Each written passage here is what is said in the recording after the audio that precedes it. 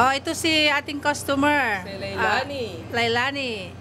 Ano yung sinabi mo kanina sa akin? Ako ang naunang nakatikim sa Obama Pandesal.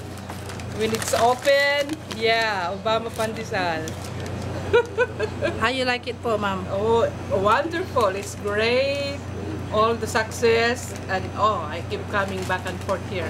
The Obama Pandesal. A lot of different items. Especially the puto, the ube. Yan ang paborito mo? Oo. Yung mga bata. Salamat naman sa yung suporta at lagi ka nandyan yung malabo dito. Yeah. Salamat sa yung laging nandito sa amin. You, yes. And my son, every time they're here, go and buy some Obama Pandesal. Oh, that's nice. The ube. Oh, mama, I love the ube. Ube, ano the yun? ube, yung may tasty doon na pan. Yeah.